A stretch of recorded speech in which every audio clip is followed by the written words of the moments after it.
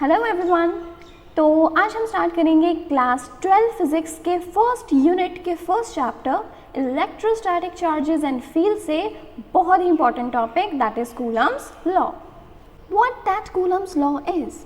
Coulomb's law is such a law that provide us the information about interaction between two charges. Means it tells us how two charges, whether positive or both negative or one positive or one negative, how would they interact with each other when they are going to approach. So यहाँ पर हम क्या कह सकते हैं कि Coulomb's law हमें क्या बताएगा? It will tell us about the interaction between two charges. अब देखिए कोई भी दो चार्जेस हैं वो पॉजिटिव भी हो सकते हैं, नेगेटिव भी हो सकते हैं, and we know very well कि अगर दो चार्जेस पॉजिटिव हो तो वो एक दूसरे को रिपेल करते हैं, अगर दोनों ही नेगेटिव हो तभी भी वो एक दूसरे को रिपेल करेंगे। लेकिन अगर एक चार्ज पॉजिटिव हो और एक चार्ज नेगेटिव हो उस टाइम पे ये करते हैं एक दूसरे को अट्रैक्ट। मतलब कि जब हमारे पास दो पॉजिटिव या दो नेगेटिव चार्जेस एक दूसरे के कांटेक्ट में आते हैं उस टाइम पे इनमें जो फोर्स रहती है that is the force of repulsion. जबकि अगर हमारे पास एक पॉजिटिव चार्ज हो और एक नेगेटिव चार्ज हो उस टाइम पे जो इनमें फोर्स इंटरैक्ट करती है that is the force of attraction. So simply जो कूलम्स लॉ है हमें ये बताएगा कि कभी दो चार्जेस जब एक दूसरे के साथ इंटरैक्ट करते हैं उस टाइम पर इनमें जो फोर्सेस रहती हैं वो किस तरह से रहती हैं। तो चलिए जानते हैं ये कूलम्स लॉ हमें क्या कहता है। एट फर्स्ट हम यहाँ अज्यूम कर लेते हैं कि हमारे पास दो चार्जेस हैं, एक चार्ज को हम मान लेते हैं प्लस Q1 और दूसरा चार्ज हम मान लेते हैं प्लस Q2। मतलब यहाँ Q1 एंड Q2 हमारे पास दो पॉजिटिव चार्जेस हैं। Q1 और Q2 क्या है? यहाँ पे उन चार्जेस के मैग्नीट्यूड। और अब देखिए ये जो Q1 चार्ज है ये भी पॉजिटिव है, Q2 चार्ज है ये भी पॉजिटिव है, मतलब ये एक दूसरे को रिपेल करेंगे। जो हमारे पास Q1 चार्ज है वो Q2 चार्ज को रिपेल करेगा इस डायरेक्शन में, और यहाँ पे जो फोर्स ऑफ रिपल्शन रहेगी उसे हम कह देंगे फोर्स टू 1। कैसे याद रखेंगे? Force two 1, F2 1।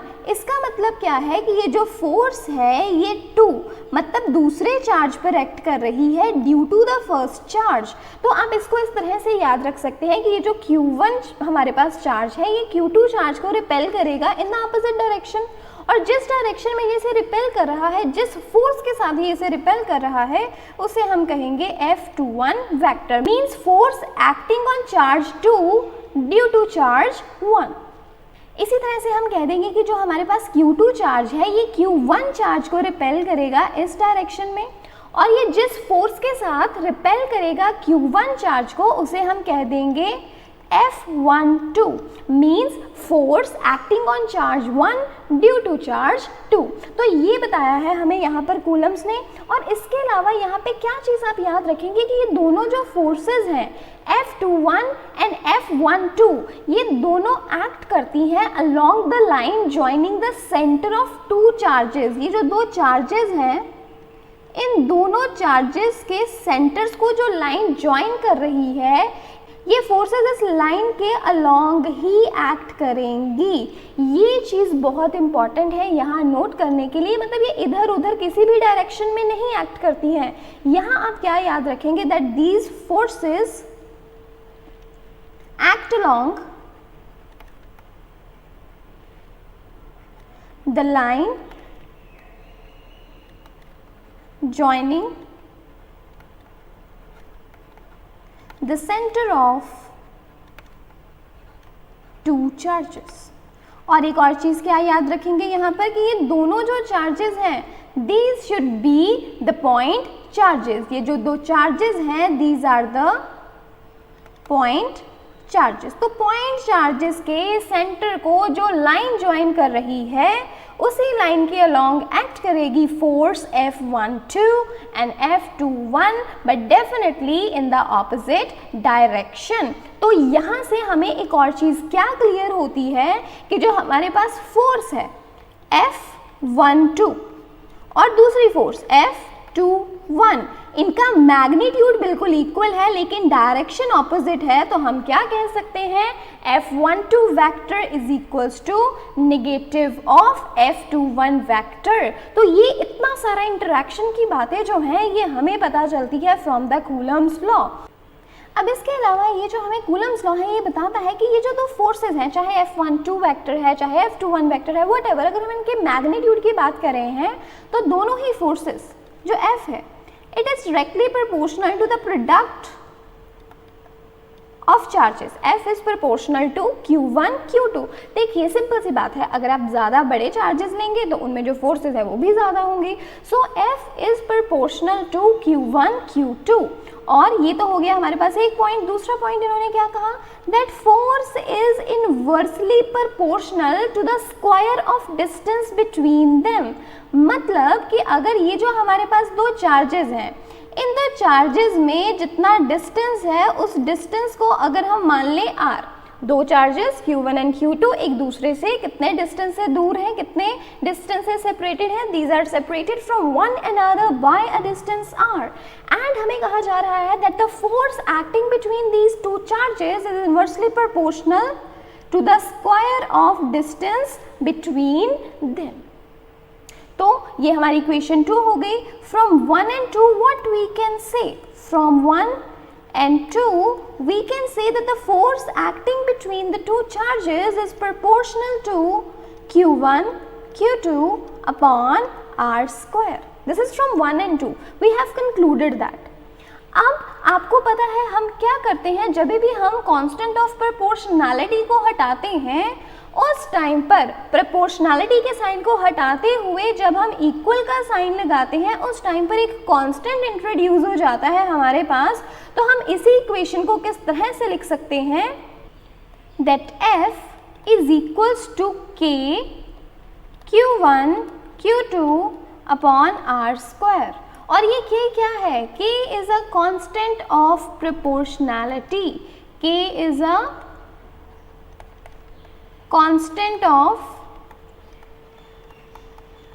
प्रोपोर्शनैलिटी। मतलब ये हमारा कोई यूनिवर्सल कांस्टेंट नहीं है जिसकी वैल्यू हमेशा सेम रहेगी। No, this is not a universal constant. आप क्या याद रखेंगे कि जो यहाँ पर K है इसकी वैल्यू डिपेंड करती है मीडियम पर। मतलब अगर आप मीडियम चेंज करेंगे तो K की वैल्यू भी चेंज हो जाएगी। So what you should remember that the value of K depends upon the medium। ये किसके ऊपर डिपेंड करती है, मीडियम पे। मतलब अगर एयर मीडियम है, एयर या वैक्यूम की बात कर लें, फ्री स्पेस की बात कर लें, यहाँ पर K की वैल्यू कुछ और होगी। लेकिन अगर आप मीडियम चेंज कर देते हैं, for instance we have a different medium such as water, mica, मतलब डिफरेंट अगर मीडियम आ जाता है हमारे पास तो K की वैल्यू भी चेंज हो जाएगी। अब आप क्या याद रखेंगे यहाँ पर, दैट जो K की वैल्यू है, K is equals to 9 into 10 raise to power 9। क्या यूनिट्स बनेंगे K के, क्या K के हम क्या यूनिट्स बना सकते हैं, यहीं से आप देखिए K किसके इक्वल हो जाएगा, F r square upon Q1 Q2। Force के यूनिट्स हमारे पास क्या रहते हैं, न्यूटन्स। r क्या है, डिस्टेंस। डिस्टेंस हम मेजर करते हैं मीटर्स में, तो r स्क्वायर मतलब मीटर स्क्वायर।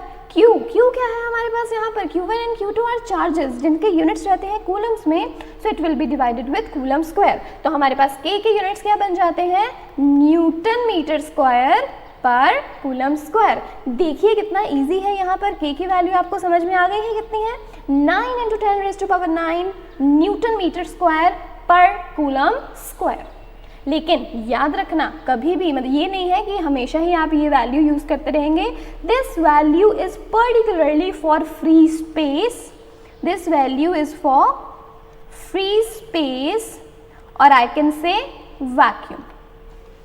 और यही वैल्यू हम एयर मीडियम में भी ले लेते हैं, थोड़ा बहुत फ़र्क रहता है, पर आपको पता ही है फ्री स्पेस और एयर में हम जो वैल्यूज़ हैं वो बिल्कुल सिमिलर रख लेते हैं। तो K की वैल्यू जो है 9 into 10 raise to power 9 newton metre square per coulomb square. ये वैल्यू कब रहेगी, फॉर फ्री स्पेस और वैक्यूम आई कुड से।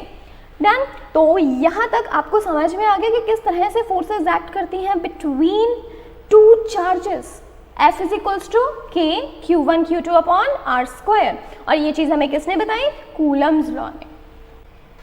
अब एक और बहुत इंपॉर्टेंट चीज़ है यहाँ पर देखिए, डिस्कस करते हैं। अभी हमने पढ़ा F is inversely proportional to R square, इस चीज़ को कहा जाता है inverse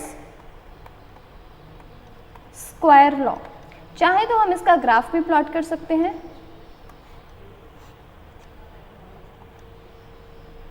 At one side, if we take force, x-axis, that is the distance. Inverse square law मतलब अगर आप डिस्टेंस बढ़ाएंगे, चार्जेस को एक दूसरे से दूर दूर कर देंगे, ऑब्वियसली उनमें जो फोर्सेस ऑफ अट्रैक्शन है या रिपल्शन है, these are going to change. अगर हमारे पास दो चार्जेस एक दूसरे से बहुत ज़्यादा दूर हैं तो ऑब्वियसली दूर हैं, लड़ाई कम होगी, रिपल्शंस कम होगी, मतलब जो फोर्स है वो घटनी शुरू हो जाएगी जब जो डिस्टेंस है वो बढ़ेगा। तो यहाँ पे यही चीज़ है, अगर आप डिस्टेंस बढ़ा देंगे तो फोर्स कम हो जाएगी, डिस्टेंस कम कर देंगे तो फोर्स ज़्यादा हो जाएगी। यही है, सिमिलर चार्जेस है, दोनों ही पॉजिटिव चार्जेस हैं, इन दोनों को एक दूसरे के नज़दीक नज़दीक ले आओ। डिस्टेंस हमने कम कर दिया, अब ज़्यादा लड़ेंगे मतलब ज़्यादा रिपल्शन। तो यही है, अगर डिस्टेंस, जो इनमें डिस्टेंस है, जो गैप है, आर की वैल्यू अगर कम है तो फोर्स ऑफ रिपल्शन ज़्यादा हो गई। अगर आर की वैल्यू ज़्यादा है, डिस्टेंस ज़्यादा है, तो फोर्स जो है, फोर्स ऑफ रिपल्शन कम हो जाएगी। इसी हिसाब से अट्रैक्शन का केस रहता है। अगर आप पॉजिटिव और नेगेटिव चार्जेस को एक दूसरे से बहुत दूर दूर रखते हैं तो इनमें फोर्सेस ऑफ अट्रैक्शन कम रहती है, जबकि अगर आप इन चार्जेस को एक दूसरे के नज़दीक नज़दीक ले आते हैं तो फोर्सेस ऑफ अट्रैक्शन जो है वो ज़्यादा रहती हैं। So F is inversely proportional to R square. अगर हम इसी का ग्राफ प्लॉट करेंगे तो इस तरह की जो कर्व है आपको दिखाई देगी, जो कि हमें बताती है that the force is inversely proportional to R square, और इस लॉ को क्या कहा जाता है? Inverse square law. So that was all for today. अगली बार हम मिलेंगे और क्या डिस्कस करेंगे? Vector form of Coulomb's law. यहाँ पर इतना समझ आया हो तो ज़रूर इसे रिवाइज कीजिए। रिवाइज करने के बाद हम मिलेंगे हमारे वेक्टर फॉर्म में। अच्छे से इसे समझिए, पहले स्केलर फॉर्म में, इसके बाद हम करेंगे वेक्टर फॉर्म।